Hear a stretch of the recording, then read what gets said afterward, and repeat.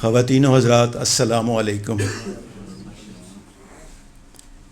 یہ میری بڑی خوش قسمتی ہے کہ حضرت واصف علی واصف رحمۃ اللہ علیہ کی یاد میں جو منعقد یہ پروگرام ہے اس میں شرکت کا موقع ملا۔ حضرت واصف علی واصف رحمۃ اللہ علیہ کا یوم پیدائش 15 جنوری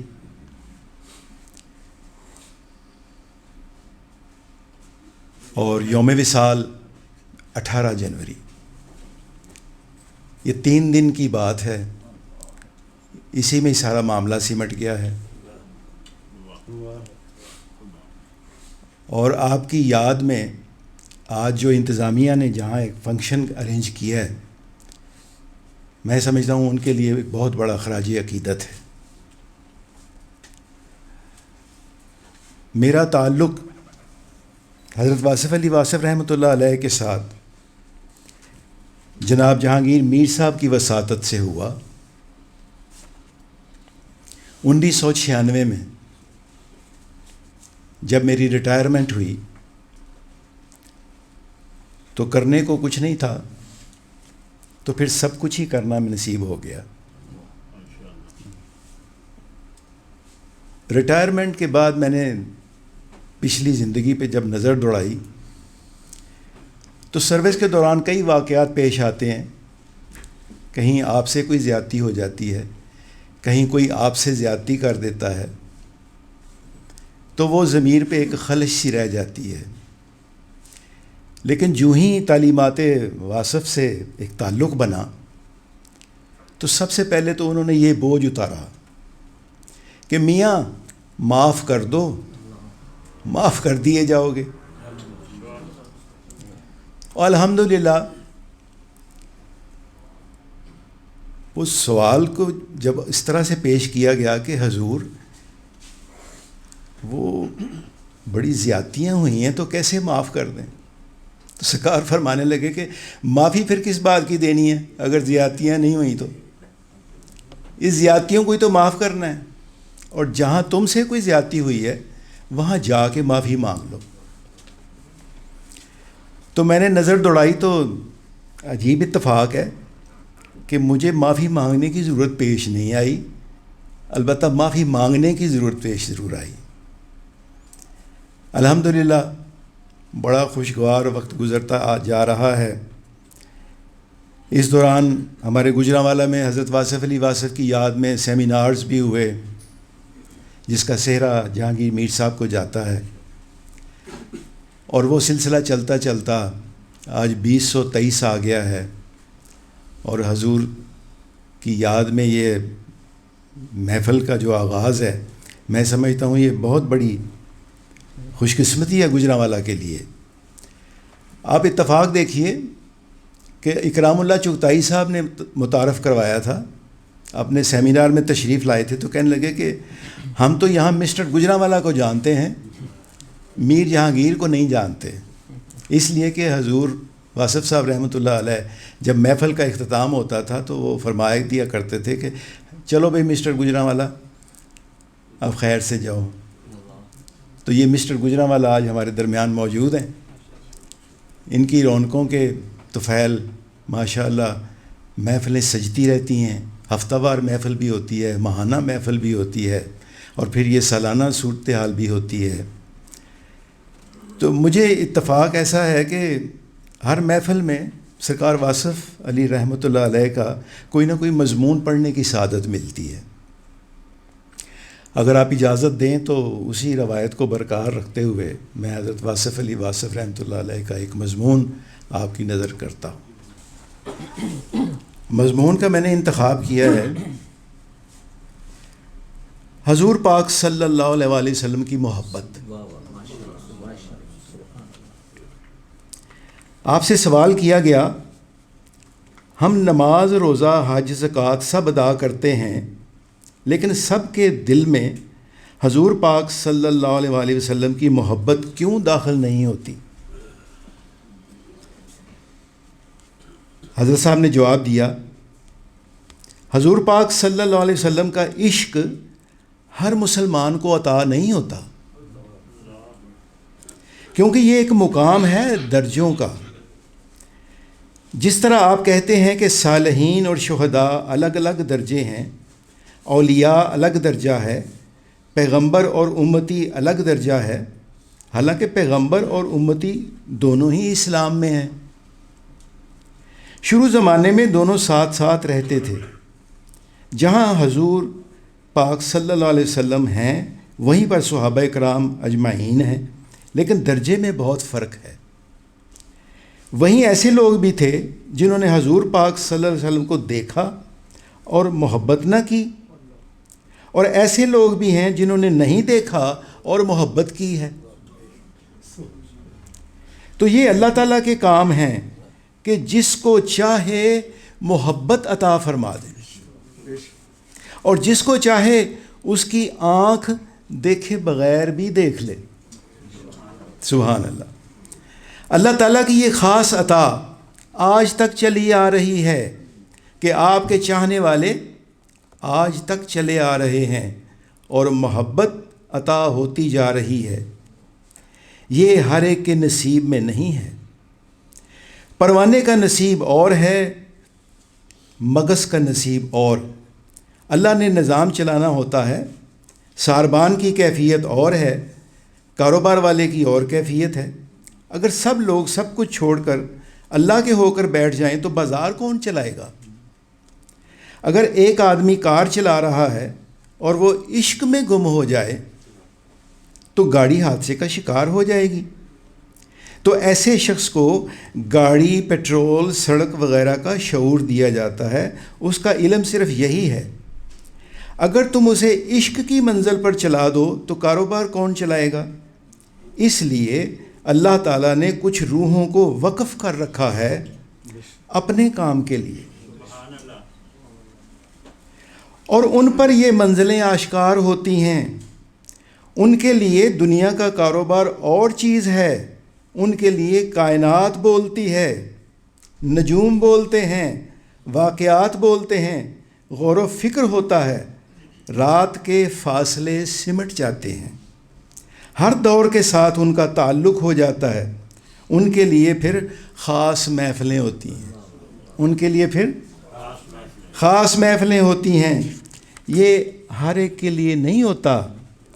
ہر چیز ہر آدمی کے لیے نہیں ہے. ورنہ یہ سوال بھی بن سکتا کہ اللہ کے پیدا کیے ہوئے ہر انسان کو اللہ سے محبت ہونی چاہیے تھی. یہ ایک راز ہے. خیر بھی ادھر سے ہے اور شر بھی. اللہ کو ماننے والا بھی ادھر سے ہے، ولی اللہ بھی ادھر سے ہے، اور عدو اللہ بھی اس کا ہے. اللہ سے تم نے نہیں پوچھ سکتے کہ تم نے ایسا کیوں کیا، بلکہ اللہ تم سے پوچھے گا تم نے ایسا کیوں کیا. اللہ نے آپ سے جنات کی محفل کا ذکر نہیں کیا، بلکہ انسانوں کی محفل کی بات بتائی ہے کہ یہ انسان ہیں، یہ مومن ہیں، یہ کافر ہیں. سب کے درجے بتائے ہیں کہ یہ منافق نہیں، کہ یہ منافق ہیں، یہ حضور پاک صلی اللہ علیہ وسلم سے محبت کرنے والے ہیں، اور یہ لوگ ہیں جو سرے سے خدا کو مانتے ہی نہیں. اگر اللہ سے کیوں کا لفظ پوچھا تو پھر خرابی ہو جائے گی. اللہ کے باب میں اور دین کے باب میں کیوں نہ پوچھنا، پھر سارا مسئلہ حل ہو جائے گا.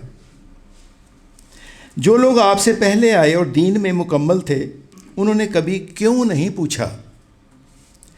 کسی نے آج تک نہیں کہا کہ شیطان کو کیوں بنایا ہے یا شیطان کو معافی ملنی چاہیے. بزرگوں نے یہ ضرور کہا کہ وہ خود ہی فرعون بناتا ہے اور خود ہی موسیٰ علیہ السلام، یہ اس کے کام ہیں. تمہارا کام ہے دیدار. تمہارا کام ہے دیدار. ہمارا کام ہے حضور پاک صلی اللہ علیہ وسلم سے محبت کرتے جانا. جب محبت اصل میں داخل ہوتی ہے تو وہ انسان آگے چلتا جاتا ہے. یہ الگ لوگ ہیں، یہ دل والے لوگ ہیں جو بیٹھے ہوئے ہیں. یہ دل والے لوگ ہیں.